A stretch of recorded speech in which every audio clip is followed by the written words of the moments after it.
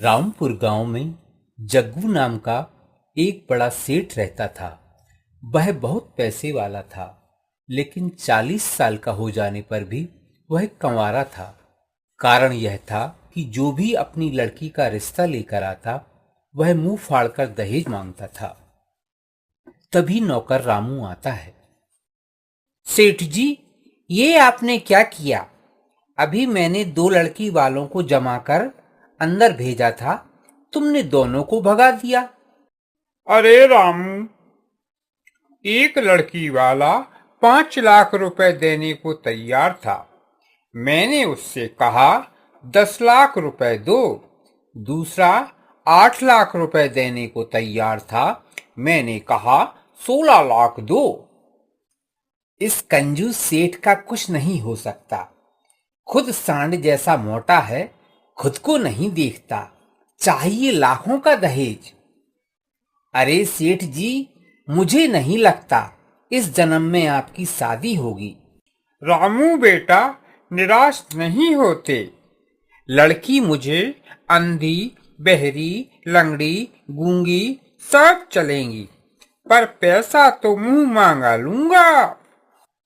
हे भगवान, इसका कुछ कर, वरना घर के पूरे काम कर करके एक दिन मेरा राम नाम सत्य हो जाएगा। इस तरह 5 साल और बीत जाते हैं। अब रिश्ते के लिए कोई नहीं आता।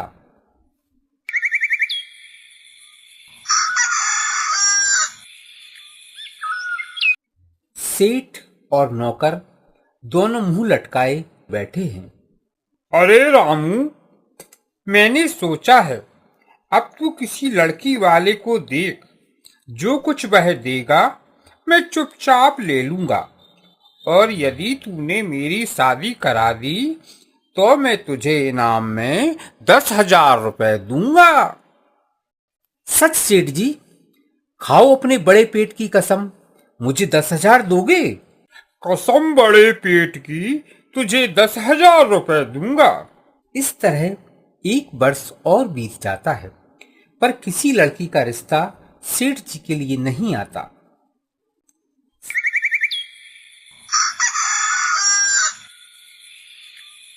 सेठ जी, अब तो आप हनुमान जी के मंदिर में जाकर मन्नत मांगो, तभी शादी होगी, नहीं तो कुंवारे ही मर जाओगे। ये अच्छा आइडिया है, मैं अभी मंदिर जाता हूँ। हनुमान जी का मंदिर। हे बजरंग बली, हे महावीर, हे हनुमान जी, मेरी पुकार सुन लो। ये कौन मूर्ख दोपहर में तंग करने आ गया? मेरे प्यारे बजरंग बली, लाल चुनरिया वाली कोई घर मेरे भी लाओ। मैं कंवारा कब तक बैठूं, बैंड मेरा बजवाओ। जैसे भी चलता है चक्कर चलाओ, मेरी शादी करवाओ, मेरी शादी करवाओ। चुप रहे मूर्ख इंसान, मैंने पूरे जीवन में शादी नहीं की, तेरी कैसे करा दूं? तू गलत जगह आया है। तू कृष्ण जी के मंदिर जा, वे करवाएंगे तेरी शादी। थैंक यू हनुमान जी, आपने सही एड्रेस बताया। Bye bye. Bye bye Hanuman ji, Krishna ji जरूर मेरा काम बनवाएंगे। अब सेठ कृष्ण जी के मंदिर जाता है। हे कृष्ण भगवान, मेरे कन्हैया, आंखें खोलो। आपसे मिलने कितना बड़ा गज्जू सेठ आया है। ये विश्राम के समय कौन परेशान करने चला आया? क्यों रे, खाली हाथ आया है कि कुछ फल वल भी लाया है? अरे कृष्ण जी, आप ही तो कहते हो, कर्म करो, फल की चिंता मत करो। आप तो पहले ही फल की मांग कर रहे हो, आपने कर्म तो किया ही नहीं। बड़ा चतुर आदमी है। जल्दी बता, क्या काम है? तेरे पास 5 मिनट का वक्त है। तेरा समय शुरू होता है अब। भगवान, मैं 45 साल का होकर भी कमा रहा हूँ। मेरे लिए जल्दी से जल्दी एक सुंदर पत्नी ढूंढ दो। मैं आपको एक नारियल का प्रसाद चढ़ाऊंगा। ठीक है, जब मेरा आशीर्वाद है, 30 दिन के भीतर तेरी शादी हो जाएगी। इस तरह 15 दिन बीत जाते हैं। 16वें दिन रामू चिल्लाते हुए आता है।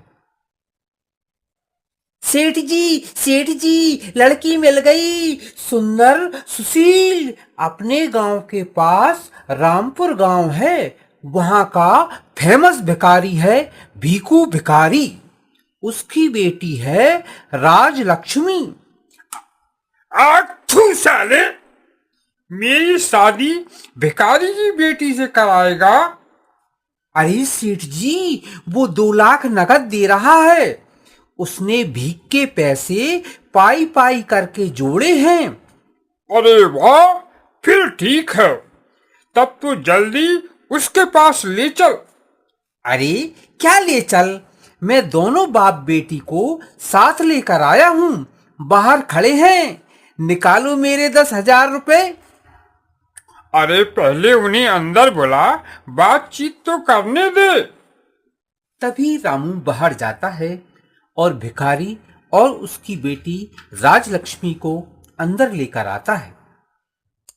राम राम ससुर जी। भगवान के नाम पर 5 रुपया दे दे बाबा। अरे अंकल जी, ये तो आपके होने वाले दामाद हैं। अरे बेटा, मुझे जन्म से आदत पड़ी है भीख मांगने की। मैं 2 लाख रुपए दे रहा हूँ, सब शादी का इंतजाम तुम्हें ही करना पड़ेगा। मेरा बेटी के अलावा कोई नहीं है। भगवान के नाम पर 5 रुपया दे दे बाबा। तुम्हें ही सब व्यवस्था करनी पड़ेगी। मैं तो 2 लाख रुपए और बेटी तुम्हें सौंप दूंगा। तुम ही बैंड बाजे, खाने पीने की सारी व्यवस्था करोगे। भगवान के नाम पर 5 रुपया दे दे बाबा। अरे ससुर जी, टेंशन मत लो। मेरा गांव में एक और बड़ा घर है जो कि खाली पड़ा है। तुम बेटी के साथ वहां रुक जाना। सारी व्यवस्था मैं करूंगा, तुम्हें कुछ नहीं करना। तुम केवल मेरे नौकर रामू को 2 लाख रुपए दे देना, इसे अपने साथ ले जाओ। मेरे होने वाले पति देव जी, मुझे रोटी सब्जी बनाना नहीं आता। मैं गांव में से भीख मांग कर लाया करूंगी, फिर दोनों मजे से खाया करेंगे। पुराने कपड़े दे दे माई। क्या बकवास कर रही हो? मैं गांव का इतना बड़ा सेठ और मेरी पत्नी भीख मांगेगी? आप कहते हैं तो नहीं मांगूंगी भीख, पर पता है मैं गाना बहुत अच्छा गाती हूँ। आपको सुनाऊं? हाँ हाँ, बिल्कुल सुनाओ। गरीबों की सुनो, वो तुम्हारी सुनेगा। तुम 5 रुपया दोगे, वो 5 लाख देगा। पुराने कपड़े दे दे माई। बस बस ठीक है, अब तुम जाओ। हे भगवान, ये दोनों 1-2 घंटे रुकते तो मैं भी भीख मांगने गांव में निकल जाता।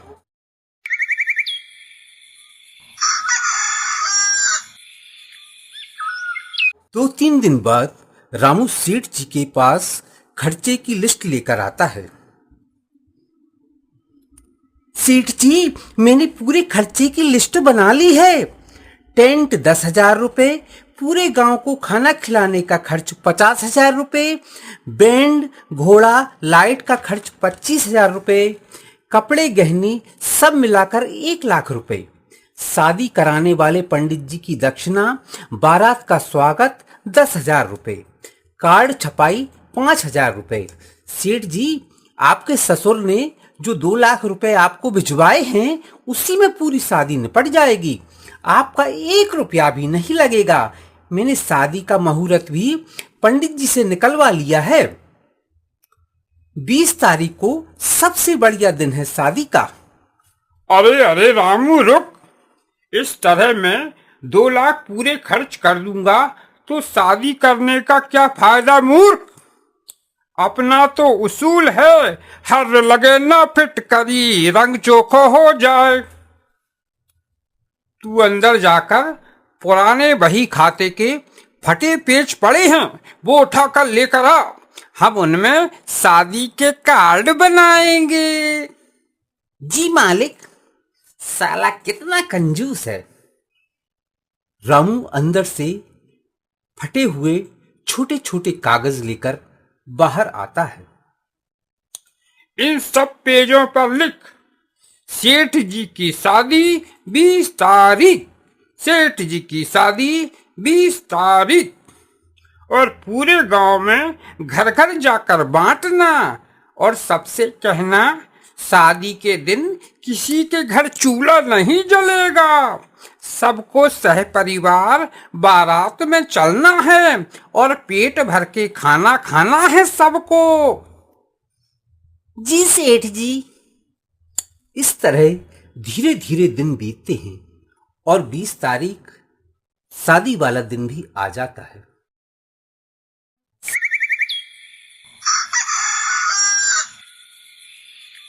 सेठ जी, आज दोपहर में आपकी बारात निकलनी है, शाम को शादी है और आपने बैंड टेंट खाने का कुछ भी इंतजाम नहीं किया। अरे पगले, चुपचाप देख, सब इंतजाम कर लिया है उस दूसरे वाले घर पे। अच्छा सेठ जी, आपने मुझे नहीं बताया, आप तो बड़े छुपे रुस्तम हो। दोपहर को गांव के सभी लोग बारात में जाने के लिए इकट्ठे हो जाते हैं। सेठ जी, बारात का बैंड और घोड़ा कहाँ है?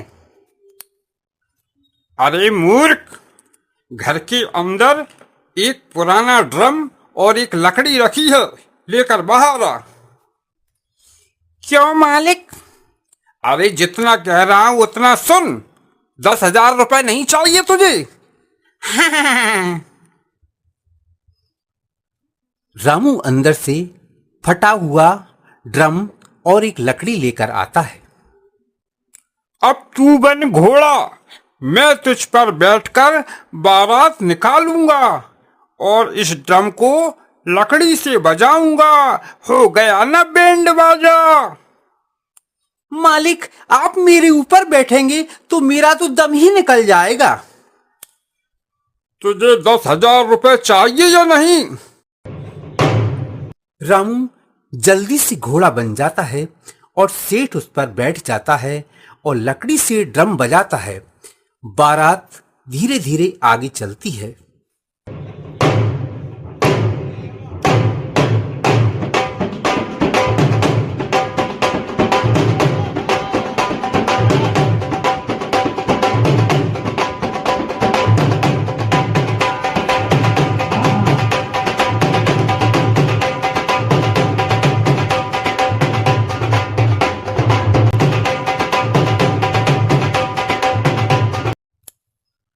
सेठ ने दूसरे घर पर लकड़ी चारों तरफ लगाकर, फटी हुई साड़ियां लगाकर एक सड़ा सा टेंट बनाया है। गांव के लोग आपस में बातचीत करते हैं, ऐसा अनोखा कंजूस पहली बार देखा है। फटी साड़ियों का टेंट लगाया है इसने।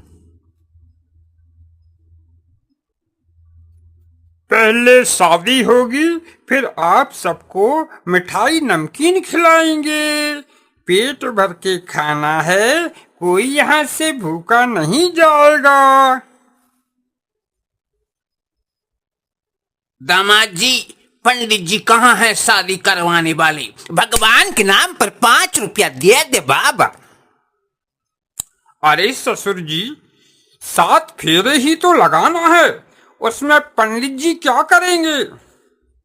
रामू, ये कचरे का जो ढेर देख रहा है ना, उसमें से थोड़ा सा कचरा लेकर आ, हम उसमें आग लगा देंगे और उसके ही 7 फेरे लगा लेंगे। सेठ कचरे में आग लगाता है और लड़की को साथ लेकर 7 फेरे लगा लेता है। हो गई शादी, हो गई शादी। अब गांव के सभी लोगों को मिठाई नमकीन खिलाएंगे। सभी लोग लाइन लगा लें, यहां से कोई भूखा ना जाए। अरे रामू, एक हाथ में ये गुड़ की ढेली ले और दूसरे हाथ में नमक की ढेली, और सबसे कहना एक बार जीभ से गुड़ को चाटो और एक बार नमक को चाटो। हो गई ना मिठाई और नमकीन। अब जा। कितना कमीना कंजूस है, सारे गांव को भूखा मार दिया। पूरे दिन से आदमी आए हैं और बेचारे बारात में चल रहे हैं भूखे प्यासे। यदि सेठ से कुछ कहूंगा तो मेरे 10,000 रुपए खा जाएगा। भाड़ में जाए, मुझे क्या करना है। सभी गांव वालों सुनो, लाइन से एक एक आदमी आएगा और एक बार गुड़ जीभ से चाटेगा और एक बार नमक चाटेगा। यही आपका शादी का खाना है। सभी बारी बारी से गुड़ नमक चाटकर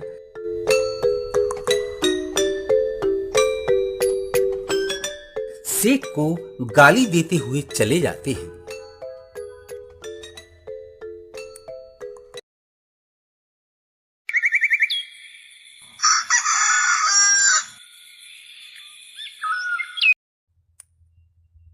सेठ सेठानी कमरे में बैठे हैं। सुनो राजलक्ष्मी, मैंने भगवान कृष्ण से एक नारियल चढ़ाने की मन्नत मांगी थी, तब जाकर मेरी शादी हुई। अच्छा, तो हम कल सुबह ही कृष्ण जी के मंदिर में जाकर नारियल चढ़ाएंगे। फटे पुराने कपड़े दे दे माई। अरे पहले बच्चे तो होने दे, फिर चढ़ा देंगे नारियल। कृष्ण जी थोड़े ही कहीं जा रहे हैं और ना ही हम भागकर कहीं जा रहे हैं। और ये तेरी फटे पुराने कपड़े की मांगने की जो आदत है गंदी, ये गई नहीं अभी तक। अरे मूर्ख, अब तू सेठानी बन गई है, ये भीख मांगने की आदत छोड़। राजलक्ष्मी चुप हो जाती है।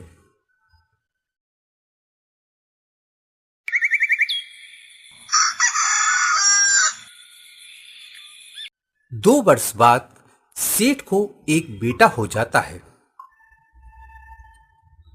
अजी सुनते हो, आपने कहा था बच्चे हो जाएंगे तो कृष्ण जी के मंदिर में जाकर नारियल चढ़ाएंगे। हम कल सुबह जाकर कृष्ण जी के मंदिर में नारियल चढ़ाएंगे।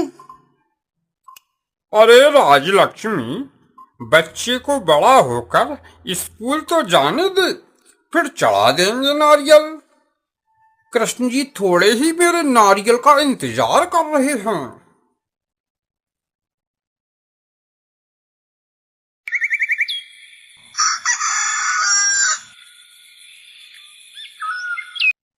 सेठ जी का बेटा 6 वर्ष का होकर स्कूल जाने लगता है। अब तो सेठानी जिद पकड़ लेती है कि अब तो सेठ जी से नारियल चढ़वाकर ही रहूंगी।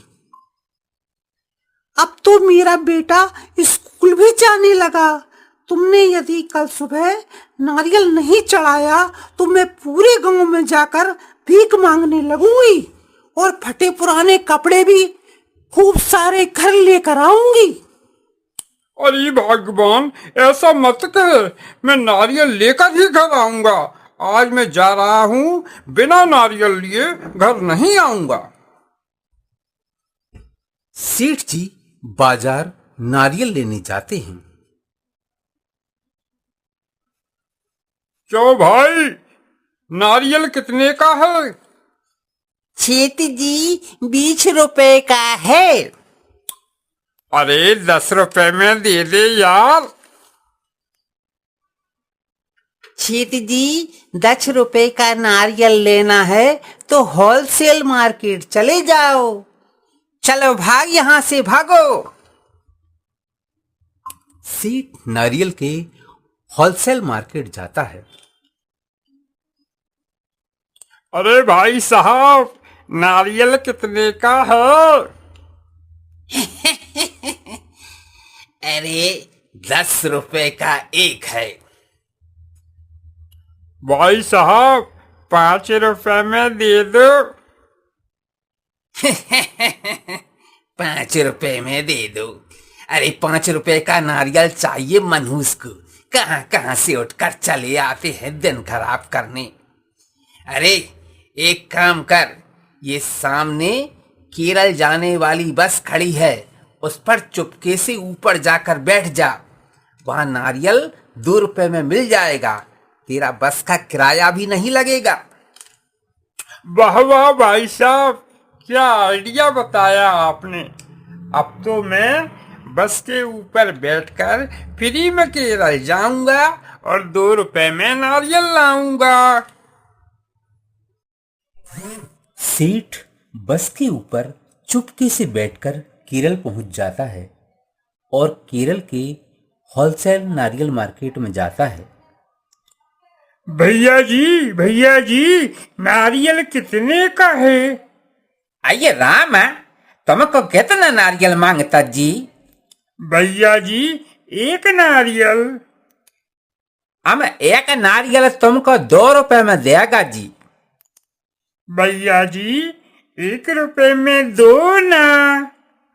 1 रुपए में नारियल चाहिए तो एक काम कर, तो नाक की सीध में 5 किलोमीटर सीध जा, तेरे को नारियल का खूब सारा झाड़ मिलेगा।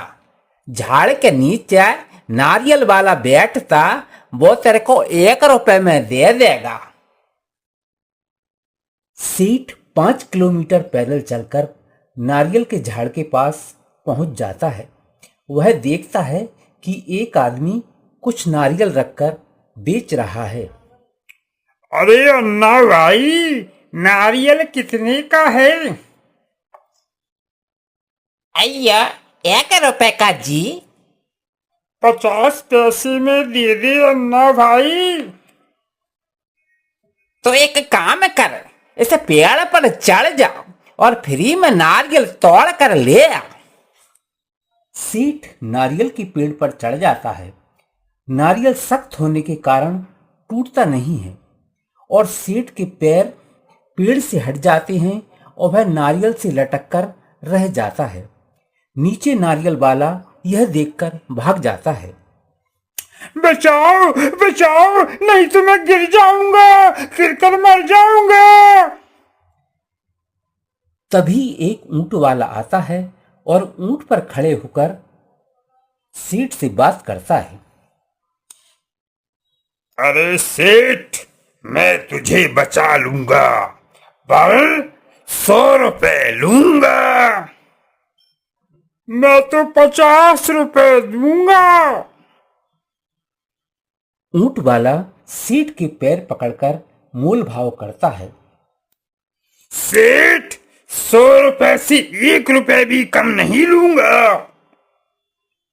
उन दोनों की बातचीत में ऊंट नीचे से निकल जाता है और दोनों लटक कर रह जाते हैं। बचाओ बचाओ बचाओ बचाओ, नहीं तो हम दोनों गिरकर मर जाएंगे।